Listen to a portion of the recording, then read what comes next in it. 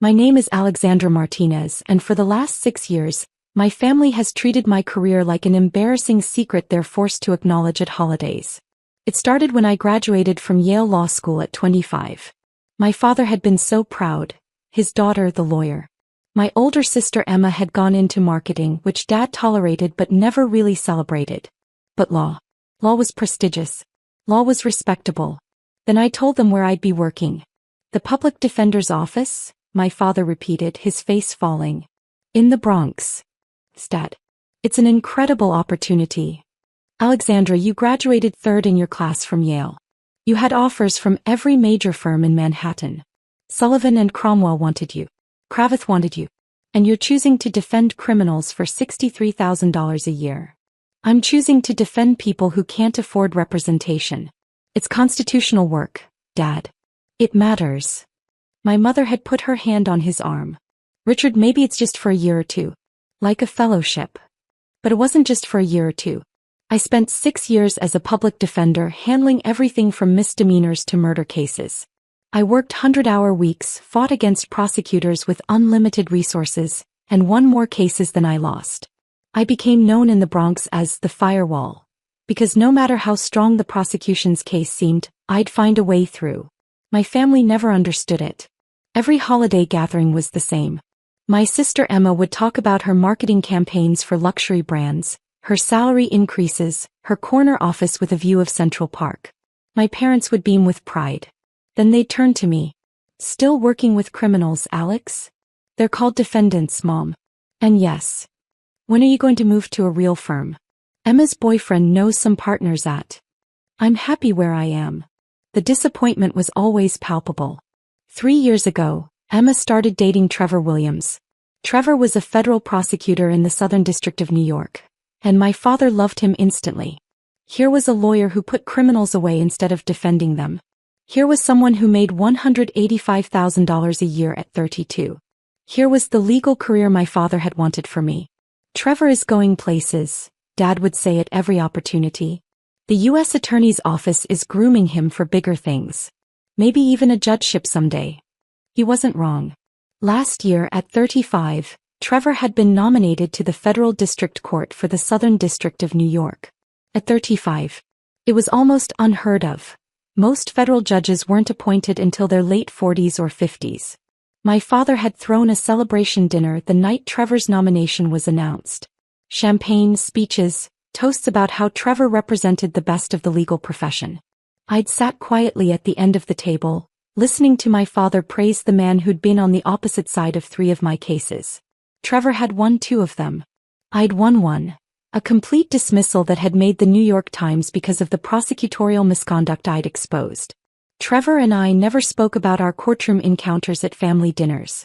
It was an unspoken rule. My family wanted to believe we were both lawyers just doing different things. They didn't want to acknowledge that we were adversaries. But we were. What my family didn't know, what I'd carefully kept from them, was that 6 months ago, everything had changed. 6 months ago, I'd received a call from Senator Patricia Chen's office. Ms. Martinez, the senator would like to meet with you regarding a judicial vacancy. I'd assumed it was about recommending someone else. I'd worked with dozens of talented attorneys who deserved recognition. But when I arrived at the senator's Manhattan office, she got straight to the point. Alexandra, how would you feel about a federal judgeship? I'd stared at her. I'm sorry, what? Judge Morrison is retiring from the Second Circuit Court of Appeals. It's one of the most important courts in the country, just below the Supreme Court. I'm looking for someone brilliant, principled, and unafraid of powerful interests. Your name keeps coming up. Senator, I'm 31 years old. I'm a public defender.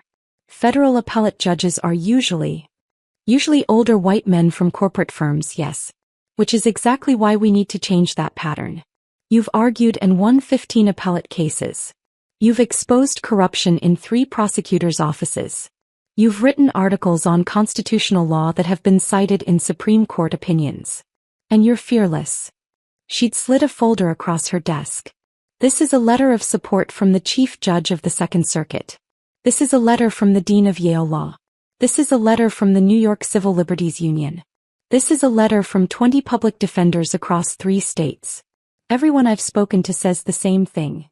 You're the best legal mind of your generation. I'd opened the folder with shaking hands. The letters were glowing.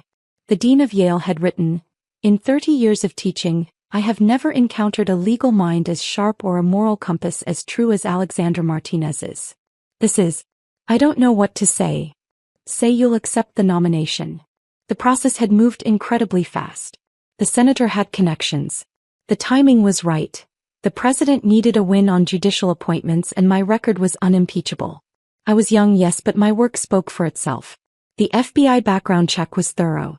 The American Bar Association rated me well qualified, their highest rating. The Senate Judiciary Committee hearing was scheduled for 3 months out. I told no one. Not my family, not my colleagues at the public defender's office, not my closest friends. Judicial nominations could fall apart for countless reasons. A past client causing controversy, a political shift, an opposition campaign. I didn't want to celebrate prematurely. Then 2 weeks ago I'd been confirmed by the Senate. 67 to 33. A strong bipartisan vote. Yesterday I'd been sworn in as the youngest judge ever appointed to the Second Circuit Court of Appeals. At 31 years old. The ceremony had been private, attended only by the Chief Justice, Senator Chin, and a few clerks. The press release would go out Monday morning. Until then, I was under strict orders to keep it confidential. The Chief Justice wanted to coordinate media strategy around several judicial appointments being announced simultaneously. My chambers were ready. My nameplate had been installed. Honorable Alexander Martinez, Circuit Judge. And Monday morning, I had my first case assignment meeting with the Chief Justice and the other judges on the Second Circuit. The same Monday morning as my father's retirement party. The text from my father came on Wednesday, 5 days before both events. Retirement party Saturday, 6 p.m. at the plaza. Black tie. Everyone important will be there. I read it twice. My father was retiring after 35 years as a senior executive at a major pharmaceutical company. This was a big deal for him. Of course I'd be there. I replied, "I'll be there. Congratulations, Dad." An hour later, another text. "Actually, I need to talk to you about the party." He called immediately after. "Alex, I need to ask you for a favor." "Of course, Dad." "What is it?" "The party is going to be high profile. Board members, executives, investors. Trevor's parents are coming, his father is on the board, you know. And Trevor just got his official commission as a federal judge last week. He'll be sworn in Monday morning." "That's great," I said, meaning it. Whatever our professional relationship, Trevor had worked hard for the appointment. "Yes, well, the thing is, Emma is going to be there with Trevor and she's going to announce their engagement. We're planning this whole moment. Trevor's judicial appointment, their engagement, my retirement. It's a celebration of success." I waited, sensing something coming. "Alex, I think it might be better if you don't come." The words hung in the air. "You're uninviting me from your retirement party?" "Not uninviting. Just suggesting it might be more comfortable for everyone if you sat this one out. Trevor's going to be surrounded by legal professionals, judges, senior prosecutors. And you're still with the public defender's office. It creates an awkward contrast." "An awkward contrast," I repeated slowly. "You defend the people Trevor prosecuted, Alex. You've been on opposite sides in court. It's going to raise questions, create uncomfortable conversations. Emma specifically asked me to make sure the focus stays on her and Trevor." "Emma asked you to uninvite me?" "She said having you there would complicate her night. People know you two are sisters. They'll ask about you." "And what's she supposed to say?" "My sister defends criminals for poverty wages while my fiancé puts them away and just became a federal judge. It's not a good look for her." I took a breath, forcing myself to stay calm. "Dad, I've never missed a major family event. This is your retirement after 35 years. I know and I appreciate that. But Alex, you have to understand, this is Emma's night too. She's 33, she's finally settling down with an accomplished man, and she deserves to shine. You can come to something smaller. We'll do a family dinner next month, just us." "A family dinner," I said quietly. "Yes. Look, I know this sounds harsh, but you made your choices.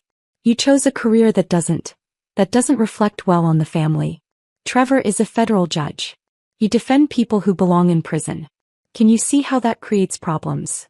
I almost laughed. Almost told him everything right then. But something stopped me. Maybe it was pride. Maybe it was pettiness. Maybe it was the desire to see his face when he realized what he'd done. "Okay, Dad," I said quietly. "I won't come to the party. Thank you for understanding. This is for the best." "And Dad? Trevor's swearing-in ceremony is Monday morning, right?" "Yes, 9 a.m. at the Daniel Patrick Moynihan Courthouse. Emma and I are going. It's going to be a proud day."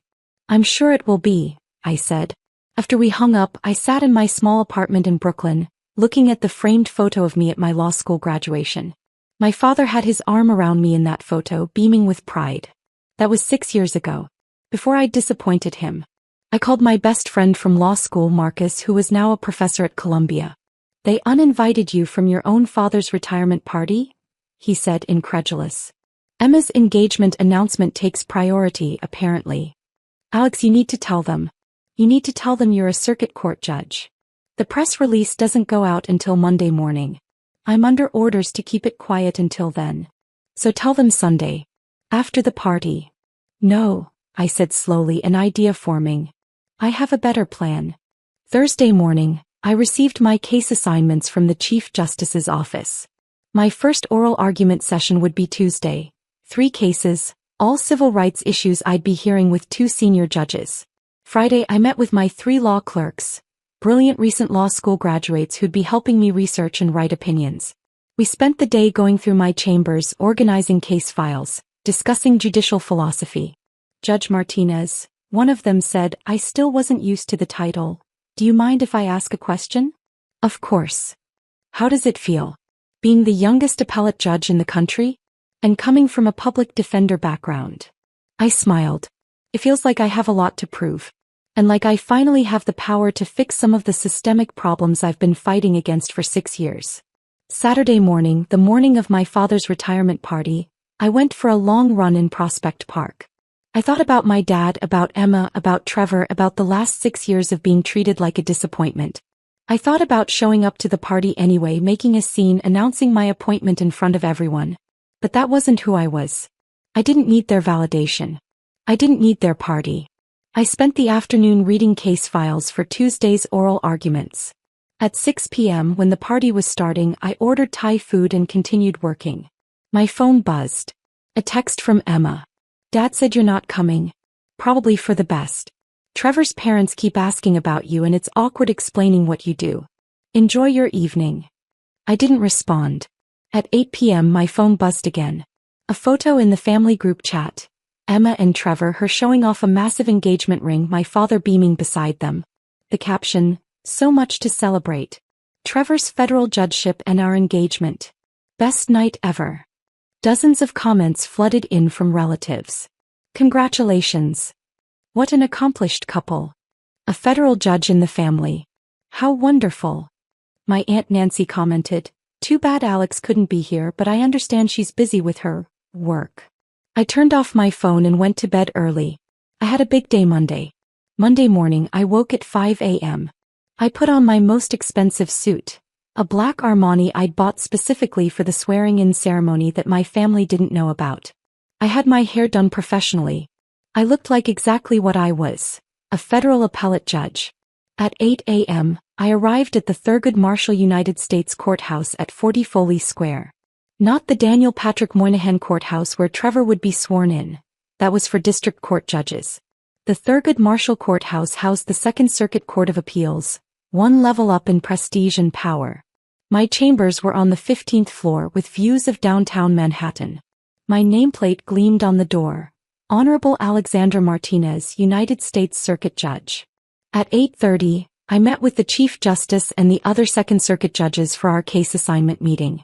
We discussed the week's oral arguments, debated some procedural issues and reviewed pending motions. At 9:15 my assistant knocked on my door. "Judge Martinez, Judge Williams just arrived for his orientation meeting. Chief Justice Roberts is walking him over." "Trevor." "Here. For his orientation on how appellate courts worked, since district court judges needed to understand the appeals process." "Thank you, Jennifer. Please show them to the conference room. I'll be right there." I took a breath, straightened my robes. Yes, I was wearing my judicial robes for the first time, and walked down the hallway. Through the glass walls of the conference room, I could see Trevor in his new suit, looking proud and confident. The Chief Justice was speaking to him, gesturing around the courthouse. I opened the door. "Good morning, Chief Justice." "Good morning, Judge Williams." Trevor turned around. His face went completely white. "Alex," he said, his voice barely a whisper. "Judge Martinez," the Chief Justice corrected gently. "Though I understand you two know each other." "Trevor, Judge Martinez was confirmed to the Second Circuit 2 weeks ago. She'll be one of the appellate judges reviewing cases from your district court." Trevor stared at me, at my robes, at the nameplate I'd brought with me to the conference room. You're a circuit court judge?" he managed. "As of last week," I said calmly. "Please sit down. The Chief Justice and I are here to walk you through how the appellate process works." Trevor sat down mechanically, still staring. The Chief Justice began explaining the relationship between district courts and appellate courts, how cases moved up the chain, what district court judges needed to include in their rulings to make them easier to review on appeal. Trevor wasn't listening. He kept looking at me, then at the Chief Justice, then back at me. "I'm sorry," Trevor finally interrupted. "I need to understand. Alex, Judge Martinez, is on the Second Circuit? The Court of Appeals?" "That's correct," the Chief Justice said. "But she's 31 years old." "31 and brilliant," the Chief Justice said firmly. "Her confirmation was one of the smoothest I've seen in years. The American Bar Association gave her their highest rating. Her Senate confirmation was 67 to 33, which in this political climate is practically unanimous. But she was a public defender. And one of the finest lawyers I've encountered in my career," the Chief Justice said, his tone cooling slightly. "Judge Martinez has argued 15 appellate cases and won 13 of them. She's exposed prosecutorial misconduct in 3 separate offices. She's written extensively on constitutional law. Her legal mind is exceptional." Trevor looked like he might be sick. "The press release went out an hour ago," I said quietly. "It's probably hitting the news now." Trevor pulled out his phone with shaking hands. His face somehow went even paler as he scrolled. "Oh my God," he whispered. "Oh my God, Emma. Your father." "What about them?" the Chief Justice asked, confused. "They're my fiancé and her father," Trevor said faintly. They don't know." "Don't know what?" "That Alex, that Judge Martinez, is on the Second Circuit." The Chief Justice looked at me, then at Trevor, understanding dawning. "I see," he said carefully. "Well, they'll know now. It's front page of the New York Times legal section. At 31, Alexandra Martinez becomes youngest Second Circuit judge in history, breaking barriers as former public defender." Trevor was scrolling frantically through his phone. "My phone is exploding," he said. "Every lawyer I know is texting me. Emma is calling. Your father is calling." He looked at me. "Why didn't you tell them?" "They didn't ask," I said simply. "And I was under orders to keep the appointment confidential until the press release went out. But at the party, Emma announced our engagement. I was celebrating my appointment. If we'd known you were..." He stopped, realizing what he was saying. "If you'd known I was a circuit court judge, you wouldn't have excluded me?" I finished for him. "That's interesting, Trevor. Because my career didn't change. My accomplishments didn't change. The only thing that changed was your perception of their value." My phone buzzed on the table. Then again. And again. The Chief Justice glanced at it. "You should probably turn that off. You're going to be receiving a lot of attention today." I silenced my phone, but not before seeing the notifications. Emma, 37 missed calls. Dad, 28 missed calls. Mom, 19 missed calls. The family group chat, 156 unread messages. Trevor stood up abruptly. I need to call Emma." "Excuse me." He practically ran from the conference room. The Chief Justice looked at me with something like sympathy. "Family complications?" he asked. "You could say that. For what it's worth, Judge Martinez, you earned this position entirely on your merit. Whatever your family dynamics, that doesn't change." "Thank you, Chief Justice. Now, shall we discuss your first oral arguments? You have 3 cases Tuesday and they're all significant." We spent the next hour going through the cases. By the time we finished, my phone showed 94 missed calls and over 200 text messages. At 11 a.m. Jennifer knocked again. Judge Martinez, there are reporters in the lobby. They want an interview about your appointment. And there's a woman claiming to be your sister demanding to see you. Tell the reporters I'll issue a statement this afternoon.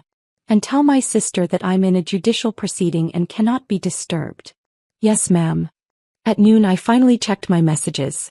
Emma's text had progressed from confused to angry to panicked. Alex, call me now. Why didn't you tell us? Trevor is humiliated. Everyone at his swearing-in ceremony was talking about you instead of him. Dad is in shock. How could you do this to us? You deliberately let us exclude you from the party knowing you were a circuit court judge? This is so typical of you. Making everything about yourself. My father's messages were similar. Alexandro, we need to talk immediately. I just read the New York Times. Is this real? Do you have any idea how humiliating this is? Everyone at the party was there Saturday. Now they're all calling asking why we didn't mention your appointment. People think we didn't know our own daughter was appointed to the Second Circuit. We look like fools. My mother's messages were the most emotional. Alex, please call. Your father is devastated. Emma's crying. This is a disaster. Why didn't you tell us? We could have celebrated together.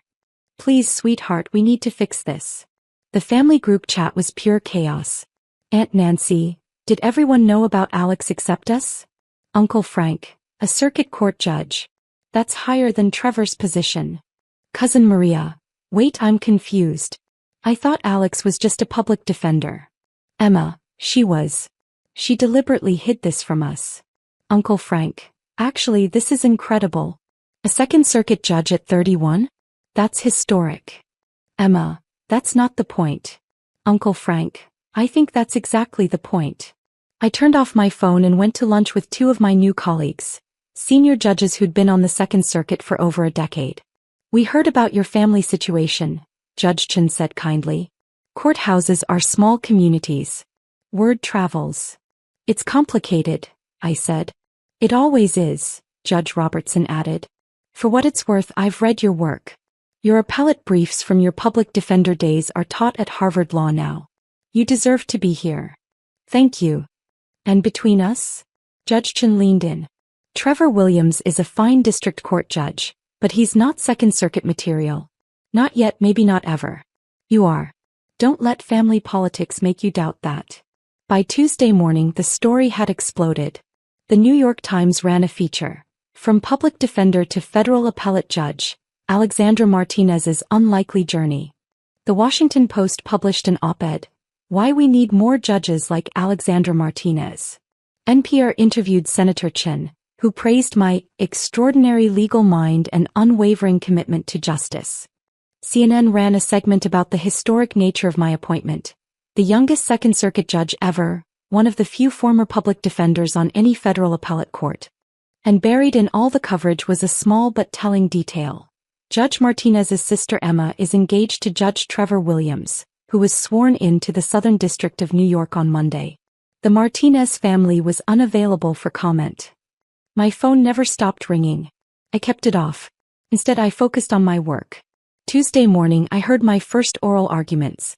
3 cases, each involving civil rights violations. I asked sharp questions, challenged both sides' arguments, and felt the weight of the responsibility I now carried. After the arguments, Judge Robertson found me in my chambers. You were exceptional up there, he said. Tough questions, clear thinking, genuine engagement with the issues. You're a natural. Thank you. It felt heavy. Yes. Good. It should. You're deciding people's lives, their rights, their futures. The day it stops feeling heavy is the day you should step down. That evening, my mother appeared at the courthouse. Security called my chambers. Judge Martinez, there's a Catherine Martinez in the lobby. She says she's your mother. I hesitated. Then, send her up. My mother arrived looking exhausted. She'd been crying. Alex, she said, her voice breaking. Please, we need to talk. I gestured for her to sit. Your father didn't mean to hurt you, she began. He just didn't understand. Didn't understand what, Mom? That I was qualified. That I was successful. That I deserved respect. We thought you were throwing your career away. Public defenders don't become judges. They just don't. Except I did. You never told us you were even being considered for a judgeship. Because you never asked about my career except to tell me I'd wasted it. You never asked about my cases, my wins, my accomplishments. You compared me to Trevor and found me lacking without ever actually looking at what I'd achieved. My mother was crying now. Your father uninvited you from his party because he was ashamed of you. And now everyone knows he uninvited a Second Circuit judge from his retirement party. He's mortified. He should be. Alex. Mom, I love you. But I'm tired of apologizing for being a disappointment when I've accomplished something extraordinary. I'm one of the most powerful judges in the country. I'm 31 years old. I got here because I was brilliant and principled and worked harder than anyone around me. And you missed it because you were too busy being embarrassed by me. We want to make this right. How? By being proud of me now that other people are impressed? By celebrating me now that it's socially advantageous. She didn't have an answer. I need you to leave, Mom. I have work to do. When can we see you?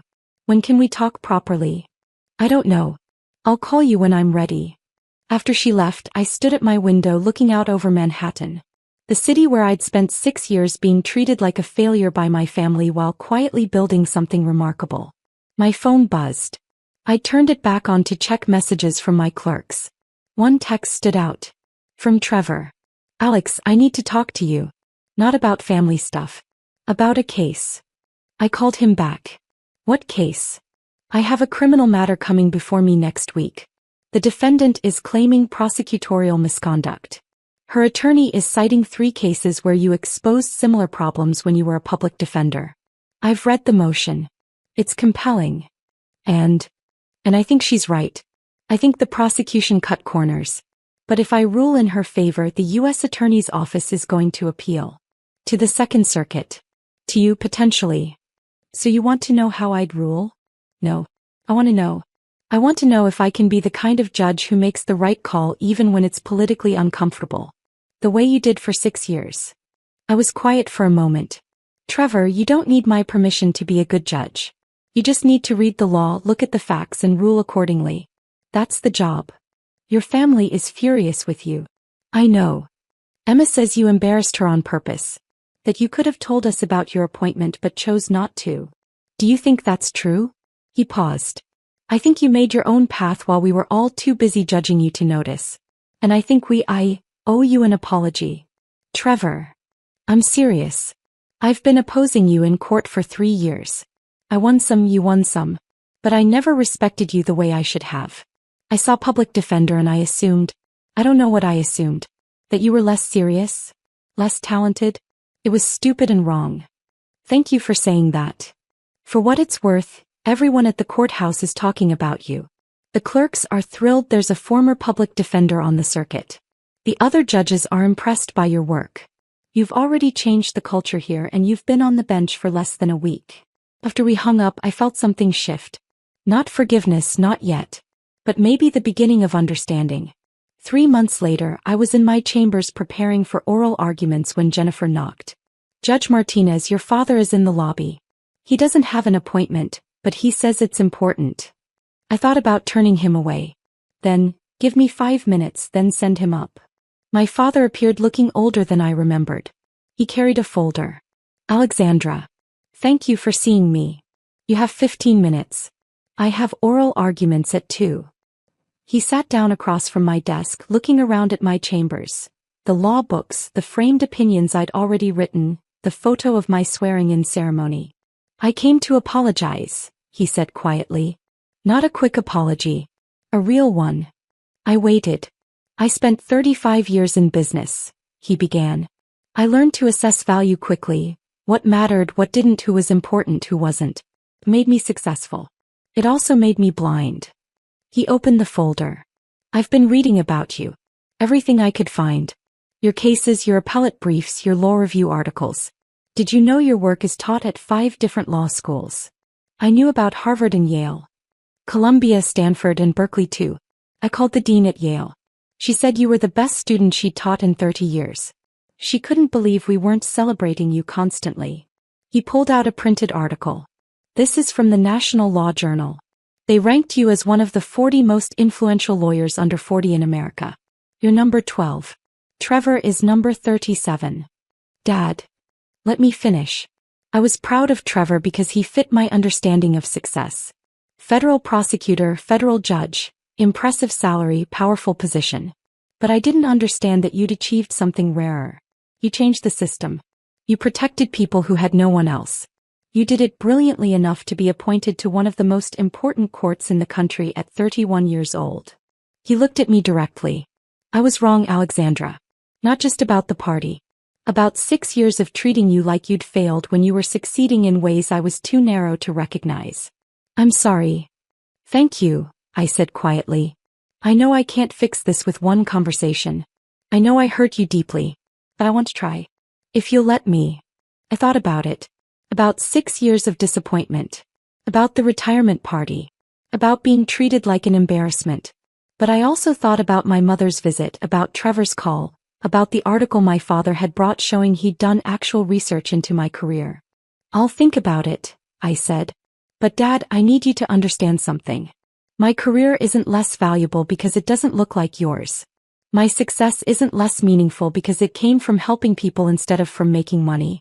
If you can't understand that, we can't move forward. I understand that now, he said. I should have understood it 6 years ago. After he left, I returned to preparing for oral arguments. The case involved qualified immunity, whether police officers could be sued for constitutional violations. It was exactly the kind of systemic issue I'd fought against as a public defender. Now I had the power to change it.